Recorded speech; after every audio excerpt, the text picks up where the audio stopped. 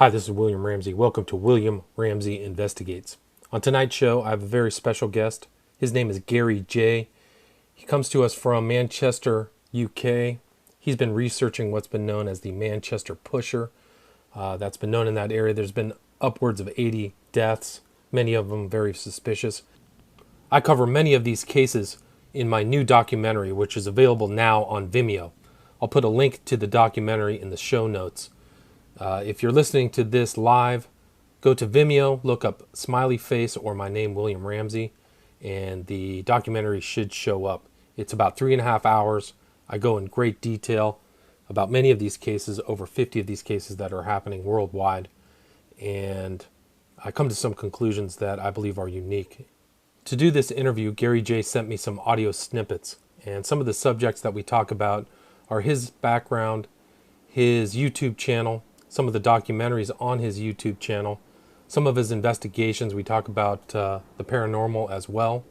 And then I also include a Q&A that he covered on his YouTube channel, which is Curiosity. So go and check out his material there. It's very interesting. Thanks and enjoy the show.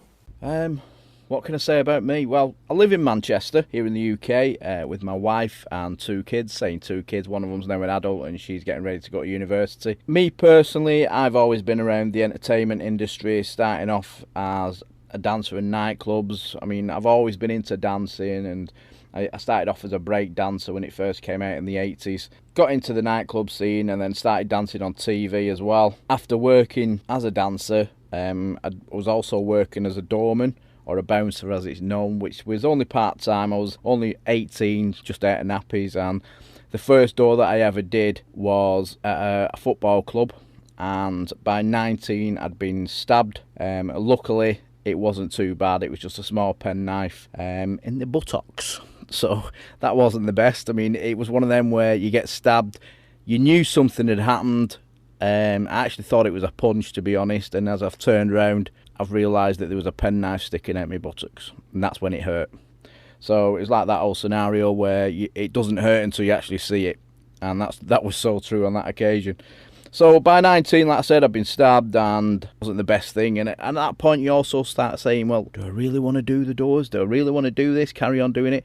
Well, I did. I didn't let it put me off. I loved it. At the time, I was a little bit of a scrapper, I suppose. Nothing major, but I wasn't, I wouldn't back down from people at the time. I was young, I was fit, I was agile. I used to box, I used to do martial arts, so I wasn't scared of anybody. Being a bit of an idiot, I just carried on. But later on, I was slashed, attacked with glasses, chairs, pool cues, women's heels, which are a killer, by the way, and more. And any doorman who did it as long as I did will tell you the same thing. It's part and parcel of it. It's not an every night occurrence. Some bars it is, some bars it isn't, but a lot of the time you can be sat there just having a chat. What I did after that, I stopped dancing and carried on with the door, and then met my wife. So after that I started DJing, and I started doing the odd wedding and party, so I was like a mobile DJ. And then I sort of like moved up to bars, and then nightclubs, and then I entered the DJ championships and became a finalist in that, and then I got signed up to DMC. DMC are responsible for the World DJ Scratching Championship, so I was signed up to them. And then after that I got signed up to All Around the World Records here in the UK, which is part of Universal Music. So I was signed up to them, and then I appeared on a few of their albums, and then I opened a record shop and a record label, which I closed in 2007. And the reason I closed that is because of the internet. The internet had really took hold, and people were just downloading music for free, which in a way was a good thing, but for a company like me, a little independent, it was really bad, and obviously we couldn't sell records, so I ended up had to close it down. So it made a big impact on independent record shops. Despite what anybody says to you, people say, no it didn't, yes it did. So I carried on with that. I carried on doing the doors still, on and off, and then after a while I retired after 20 years of doing the doors. And now I make documentaries, and I'm proud to say I'm also an author. Yep, I've now released my first ever book titled Where They Pushed or Did They Fall, which is available on Kindle and Amazon. Shameless plug there, I know, but hey.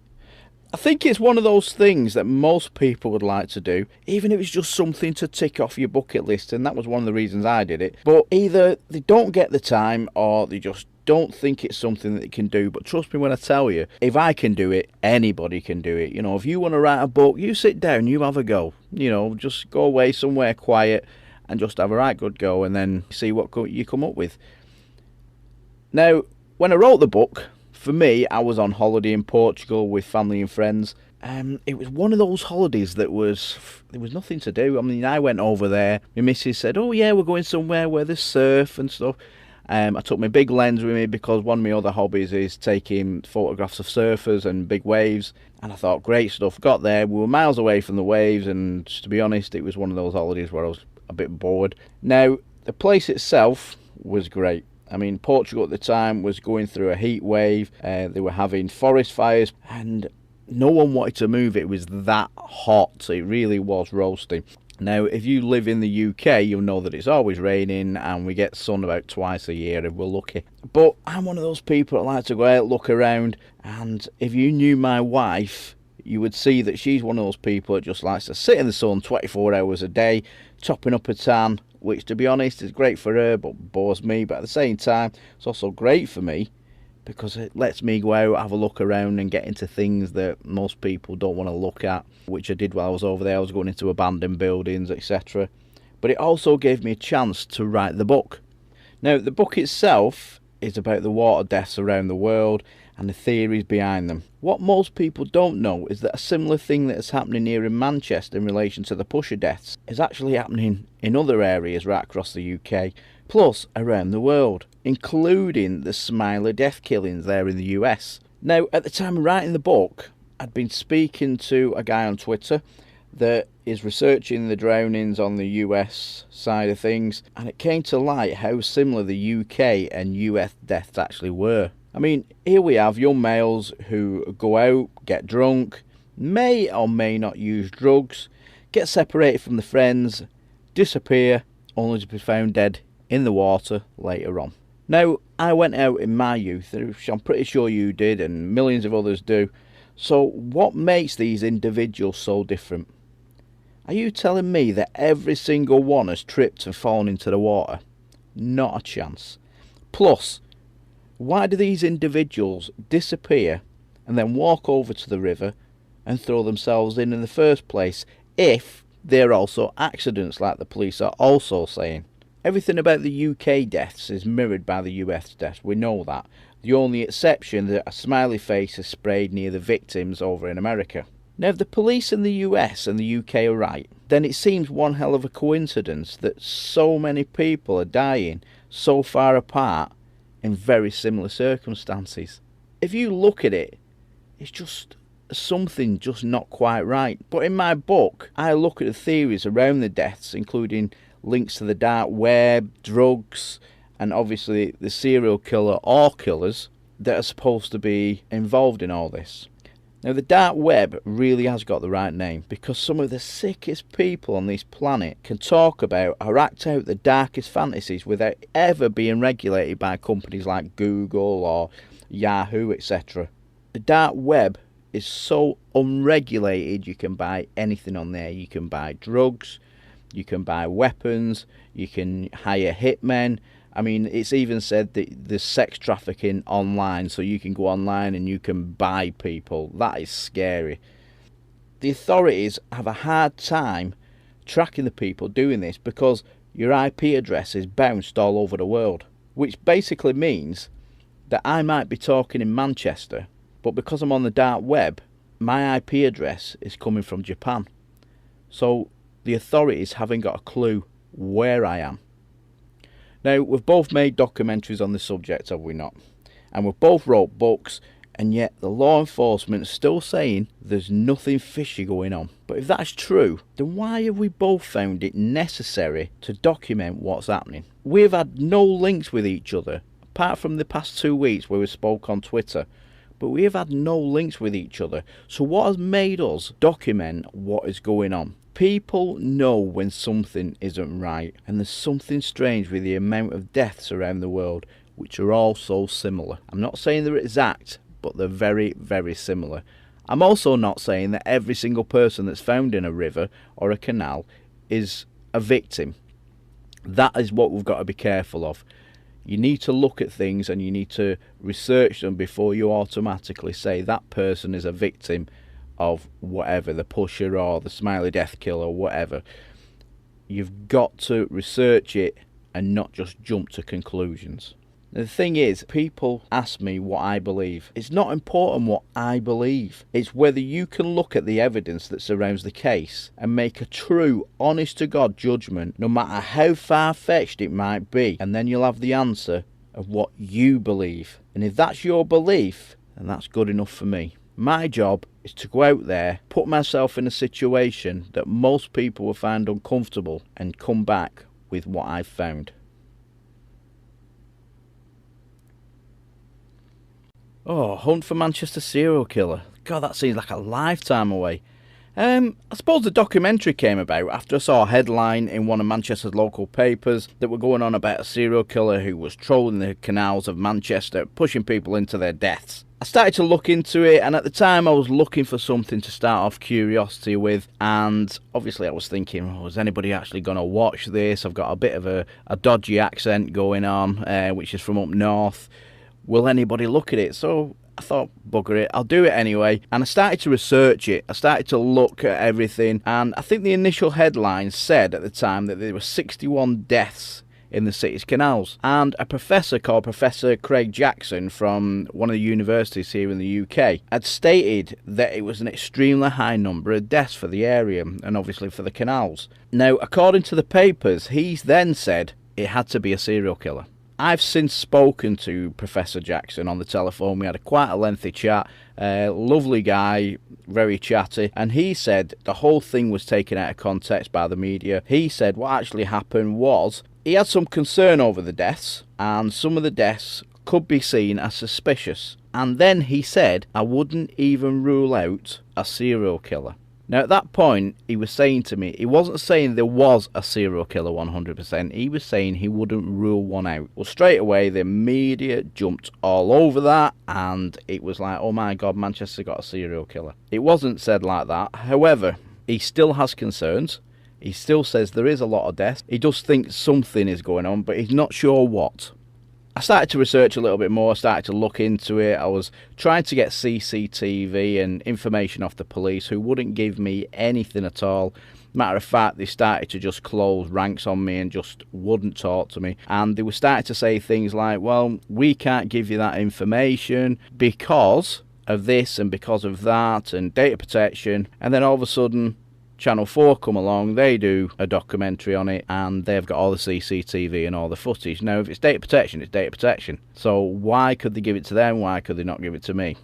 However, once I started filming the documentary, which was late in 2015, I think it was about November time, the death toll had risen from 61, which was in the paper, to 64. In a space of just a few months. Now, people were obviously concerned, especially the people in the gay village here in Manchester. The reason for that is because a lot of the bodies that were found in and around the gay village in the canals. And the canal that passes through that area is quite prominent within the gay village. Like I said, at the time, Channel 4 then did a documentary just after me. I think it was around about January 2016. And Channel 4 is one of the main channels here in the UK. Their death toll had gone from 64, which I was reporting, up to 89. Now, I found that absolutely shocking. I was thinking, well, hang on a minute, how can we go from 64 to 89 in just a few months? I mean, like I said, mine was in November, theirs was in round about January, February time, and I was thinking that is a lot of deaths. So then I really started to look into it. Now, the police at the time were obviously claiming most deaths were suicide or accidents, and it seems strange to so many people that there were either people out there that was completely accident prone in such a short space of time, or we had a really serious mental health problem here in Manchester because everybody was just drowning themselves, which both seem highly unlikely.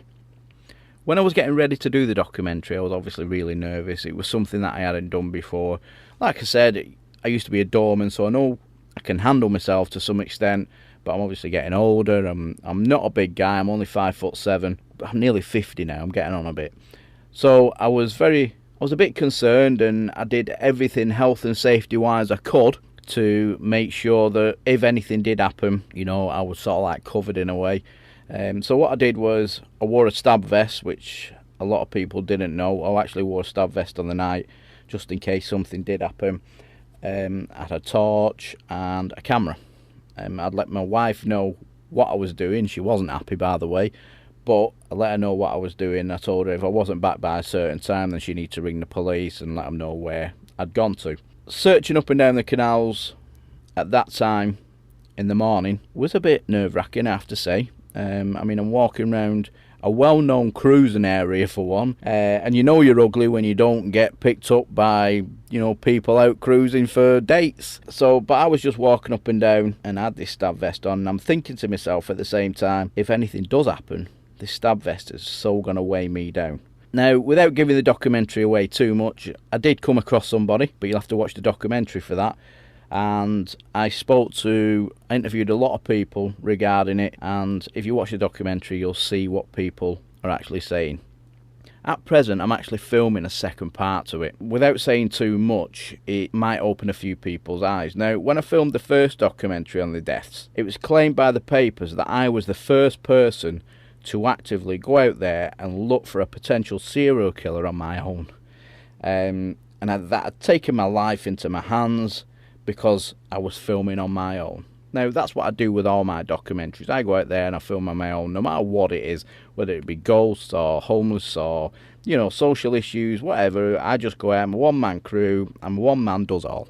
Now, I think that story, when it went in the local paper, then bounced to every other national paper in the UK. And I had people telling me that I had balls of steel to do it all alone, and then on the other end I had people saying, oh my god, he only did it for a night, he needs to do it for at least a week.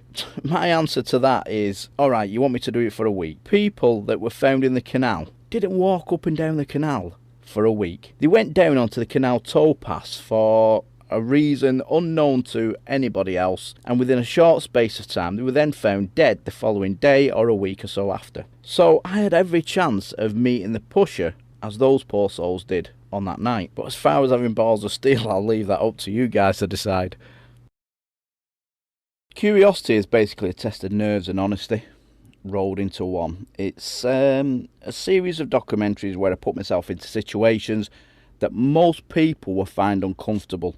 And then what I do then is report back what I've found. Now, I have to say at this point, there's no trickery involved, no lies being told. It's what you see is what you get. Filmed and edited in a way to make it watchable. The reason I called it Curiosity is because I wanted an excuse to look at things that I was curious about. Whether that be something claimed to be paranormal or some sort of social issue like homelessness, which was something that I documented last year. The homeless documentary, Human Garbage, was something that I felt that I needed to do because of the amount of people that were sleeping in Manchester on the streets. I mean, every time you walk through Manchester city centre here in England, when you walk down the main drag, it's like every other doorway there's somebody just sat there, homeless, begging, asleep in a doorway, and it's not a good sight at all. But what I did then was I went back and I looked at a lot of programmes, and I watched a lot of TV programmes and documentaries where some celeb had slept out on the street for a night or a day and then went on to tell everybody how bad it was despite them having a full camera crew and security team with them.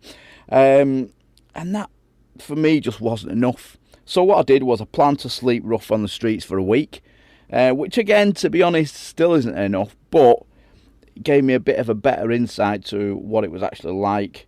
And then what I did was I documented what the reality was actually like for those that do sleep rough on the streets. I suppose without giving too much away, being attacked as I slept in the doorway just for being homeless, that was the most shocking part for me. And the fact that I was threatened by the city's drug dealers and then basically told that they were going to murder me because I was there on the streets and they thought I was a journalist. So it was a very eye-opening experience, especially since I do all my filming solo with no crew and no backup, and basically that meant I was on my own. So I had to really watch what I was doing. I had equipment with me. I'm sleeping with drug addicts and people taking crack and heroin. I was sleeping with alcoholics, and I had to get into their world and get them to trust me, which, to be honest, took over a year. I had to go into town and sort of like walk their shoes, and I used to speak to them, tell them what I was trying to do. I wasn't hiding anything from anybody. Used to sit, have a brew with them, have something to eat with them, share a bit of food, and it took me about a year to get in with them before they would actually really trust me. Other than that, I mean, the people themselves, I know they were homeless, and, you know, for all the problems they had, bless them, they didn't have to look after me. Why do I film on my own? I suppose that's a good question. I think it's because I like my evidence to be untainted. So in other words, the less people have around, crew-wise, the less chance I have of being told that I've faked something or I've mistaken something that another person has done, and then showing that as evidence, if that makes sense. Can you talk about your interest in the paranormal? I enjoy the paranormal side of things, but unfortunately for me, most places that claim to be haunted don't want someone like me going in telling them the truth, because they're there to make money. They're a business, and I totally get that, I understand that. But what they actually want is someone like Ghost Hunters or Most Haunted here in the UK to turn up and then say to them that every noise they hear is 100% proof of ghosts, when in reality we know that is way far from the truth. Let me ask you a question, Bill. Have you ever seen an ad in a paper or been contacted by someone saying, listen, my house is really, really haunted and I want someone to come and witness it? No, of course you haven't, and I haven't. But the question is why is that? Why, if a person or a family is so scared and they're constantly being attacked by ghosts or demons, why are they not advertising? In this day and age, why aren't they saying, I need someone to help me, I'm constantly being attacked? That way somebody could go, we could actually film and actually see what's going on. But unfortunately, that doesn't happen. You get ghost hunters turning up to houses that they've heard the odd story about and then claiming that everything they see is haunted. I've never seen an ad like that. Now, if ghosts and demons are so common as what the TV would say they are, then you would surely have someone out of their wits saying, I need some sort of help. This is happening to me, getting raped by demons, I'm being physically attacked by demons, and I need somebody to help me. In this day and age, I'm pretty sure you would have hundreds and hundreds of people saying, yes, I will help. But there's never ever, from what I can think of anyway, I've never seen an ad like that. If you go into what is claimed to be a haunted building, the odds of you seeing something is going to be very limited. I mean, you must agree with that. And when I say limited, I would even go as far as to say about 1%. Now, in every location I've stayed at night to film, I can honestly say I haven't found 100% proof that the building is haunted. Most things that people class as paranormal in any location could be explained if you researched it long enough. If you actually sat there and looked at the video or looked at the photograph, you could actually explain it. But instead, what we're actually seeing is grainy video footage, grainy photographs, something that's in the shadows, and you can't say that as paranormal. It's a thing what we call matrixing, and it's when your mind tries to make sense of what is in front of you. And what that actually does then is put something in your head that you've seen before or what you would recognise. So it might look like a face, or all of a sudden you're looking at something, you go, oh yeah, that's a face.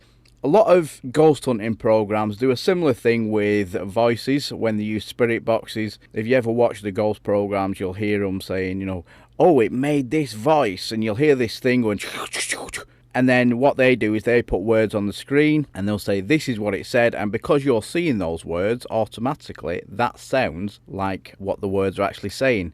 So it then makes sense in your head that yes, it does sound like that. However, saying that doesn't mean there's no such thing as ghosts, or at least something strange. But whether it be a person's soul or an afterlife, well, I have to say that's got to be proven, hasn't it? and nobody, and I mean nobody, regardless of what they tell you, has proven 100% that there is life after death.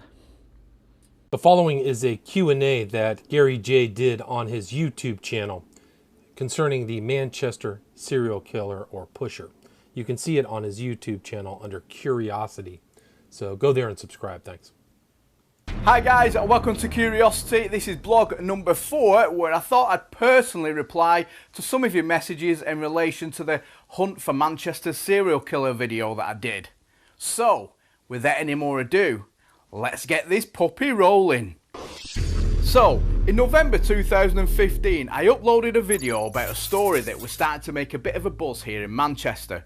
The story was, of course, the possibility that Manchester may have had a serial killer around the canal system, and then who would push unsuspecting victims into the water, thus being named the Pusher by the media. Now, I have to say at this point, if I was a serial killer, I would want to name something like the Psycho or the Slasher or the Beast or the Chopper, etc. But the Pusher? Really? Ooh, scary. I'd be absolutely gutted, and I cannot stress that enough. I mean, come on, if you're going to be a serial killer, let's get a really good name. Anyway, I digressed a little bit there, I know I did, but that's the way I am, you know. So, loads of you left messages, and I thought I'd pick a few out to answer personally. Well, Damien contacted me and said maybe the Pusher just wasn't around when you were investigating. Manchester's canals are a big network. Well, do you know something, Damien? You're right, it is a big network, and I had a lot of people saying similar things, like, you should have been down there a week, you should have been down there a month, you should have been down there 2 months. Well, to be honest, I don't think it matters whether I was down there a day, a week, or 1 year. I had as much chance of bumping into the Manchester Pusher as anybody else. So, I mean, if you have a look at the deaths, those people were hanging around for that amount of time. They've been having a bit of a shortcut through. They've been there for a couple of minutes, maybe half an hour at the most, cutting through, and then they've unsuspectedly met their deaths. How? We don't know, because GMP, you know, obviously are denying everything. But you are right about one thing, the Manchester system, canal system, is a massive network. It's 36 miles long. So, you know, should I have been down there longer?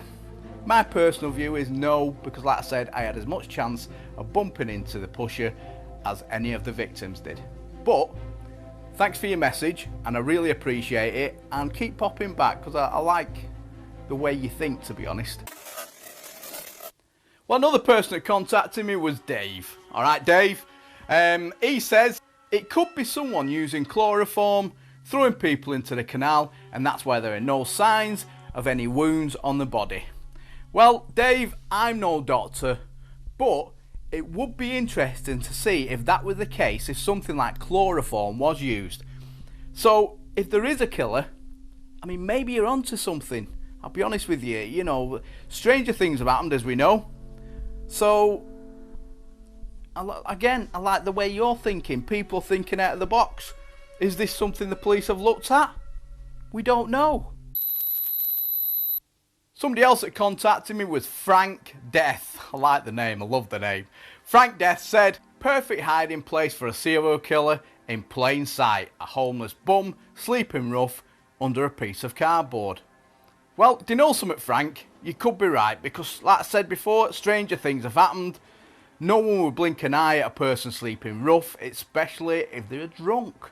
So, that too is another possibility. Is this a person that's hiding in plain sight who nobody will suspect? If there is a serial killer, it would be the ideal situation, you know, somebody sleeping rough, most people take no notice of them, they just carry on walking past.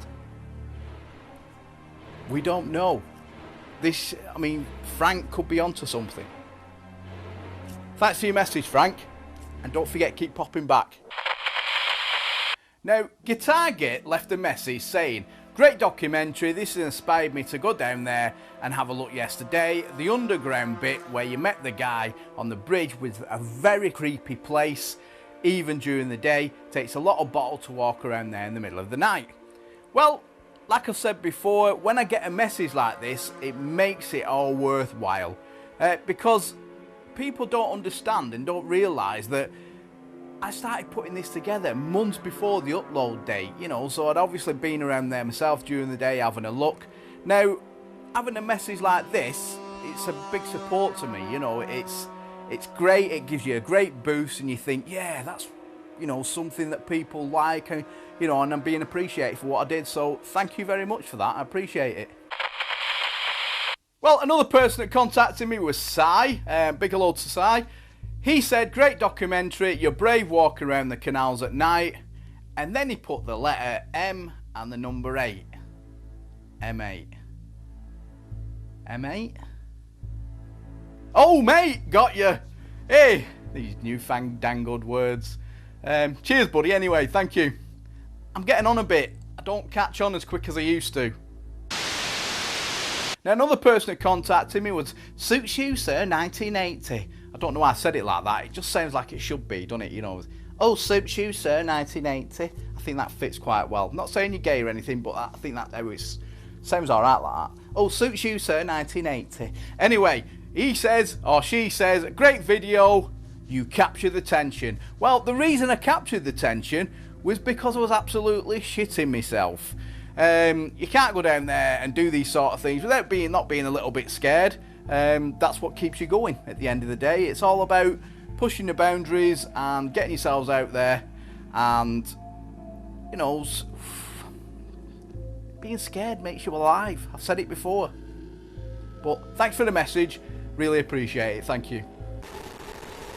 Well, Victoria Webster left a message, another quality message actually, saying, gosh, I was scared for you.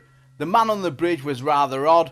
So many people are dying from this. Even if there isn't a pusher, Manchester Council need to sort out man CCTV or extra vigilant police. I know it would cost a lot, but aren't 60 odd lives enough? Good video though. Well, Vicky, I hope you don't mind me calling you Vicky, by the way. It's just that I know some people get a bit funny about the names, but I'm going to call you Vicky. Okay. Anyway, it's nice that people are scared for me, because, you know, it makes me know that I'm not alone when I'm doing these documentaries, and, you know, there's people out there that appreciate what I'm doing. But, in answer to your question, you know, as far as man CCTV, well, in the economic climate of today, I can't see that happening. I mean, you've got cuts to the council, you've got cuts to Greater Manchester Police, or the police in the UK generally. It's highly unlikely that anything like that would be set up anytime soon, because I mean, at the end of the day, like I said, you're talking about 36 miles of canal. You know, we don't know if there is a pusher, we don't know where this person's going to strike next, so putting cameras up, it's just not going to happen. It really isn't. I mean, don't forget, it would cost an astronomical amount of money. It really would, because like I said, it's not just the equipment and everything else. You've got to lay all this CCTV, then you've got to pay people to man it, to watch it constantly. The odds of it happening is very, very slim. However, it's always good to get your messages, and like I said, I appreciate it when people do leave messages. It's always good to have a bit of a discussion about these things, you know, without people getting all arsey and stuff like that. Some people think there is a pusher, some people think there isn't. I'm not saying either way, because like I've always said, I'm not here to prove or disprove what may or may not be out there. I'm just putting myself in a situation that people find uncomfortable, and then reporting back what I've found, and then it's down to you lot to discuss and, you know, see what you can find. Well, before I go, I must say that the police are still disputing the fact that there is a serial killer here in Manchester, and like I said, I'm not here to prove anyone wrong. I'm just here to collect the evidence and present it to you. So, what you need to be asking between yourselves, is there a serial killer? Well, at the release of my documentary in November 2015, there had been 64 deaths in the canals in and around Manchester. But by the time Channel 4 here in the UK had released their documentary onto the TV in January 2016, and the number had risen to 85 deaths. Now, if their calculations are right, that is a lot of bodies. And even after that, a couple of weeks after the documentary had been shown on TV, there was another 6 bodies. So, at present, the deaths are currently 91. That is a lot of bodies. Whether they're suspicious or not, I don't know. Anyway, thanks for leaving your message. Don't forget, keep them coming. You can leave them on YouTube, you can leave them on Twitter, you can leave them on the Facebook page, which is now up and running. And don't forget to visit the Curiosity website, okay? Also remember, not long before my visit to what is claimed to be Europe's most violent haunting location. So, stay safe. Yeah, of course. Yeah, of course. No, not at all. No? Yeah, maybe. Not sure.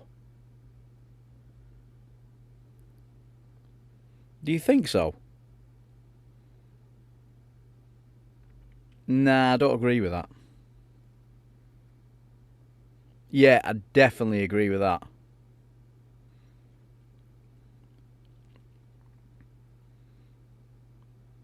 Come on, Bill.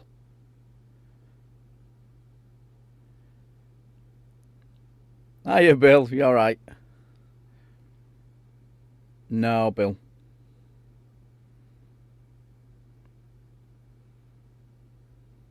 Is it Bill or Will? I'm happy either way.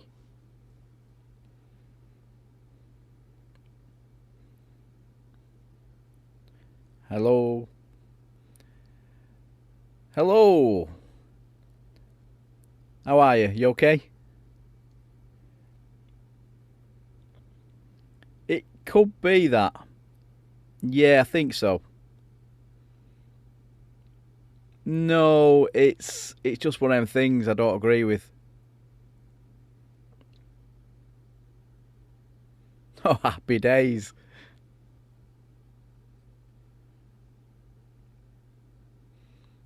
That's not often I get scared.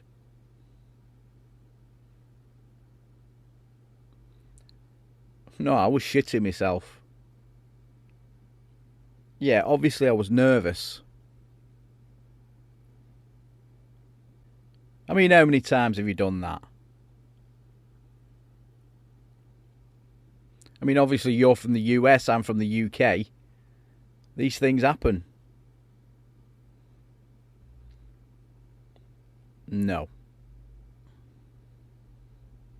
Yeah, there's a lot of strange people out there, definitely. No, I don't think everybody's strange. Yeah, maybe me. No, maybe you.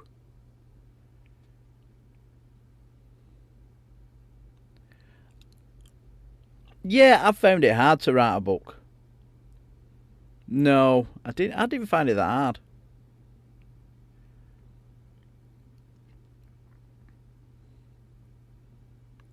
I mean, I think you've wrote more books than I have, haven't you?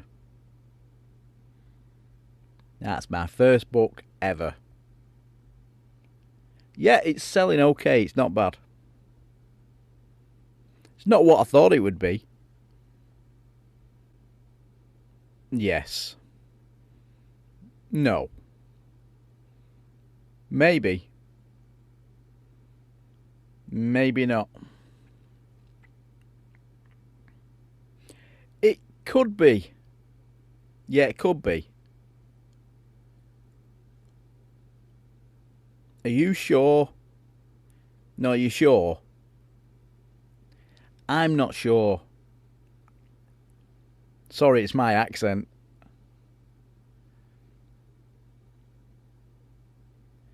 Yeah, I was actually born in Glasgow, but now I live in Manchester.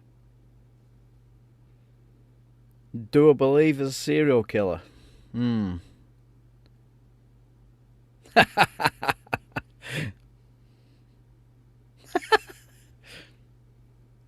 No way.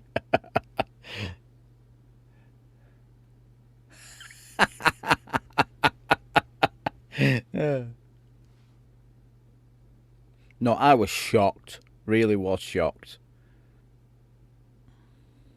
I mean, who doesn't do that? I mean, who the hell does that? Gary J, where can people find you online? Yeah, my website is www.curiosityuk.net. Yeah, you can also find me on Twitter, which is GaryJUK, and obviously at Twitter. Yeah, my YouTube channel is Curiosity UK. Yeah, there is a Facebook channel as well, which again is Curiosity UK. I appreciate you speaking to me. Thanks very much, Bill. Gary, thank you very much. Again, that was Gary J. He operates a YouTube channel called Curiosity. He's out of Manchester in Northwest UK. He also has written a book recently. The title is Were They Pushed or Did They Fall? Gary's been in contact with the head researcher for my documentary, Jim Smith. So they've talked and exchanged information as well. So again, also go see my documentary. It's available now on Vimeo.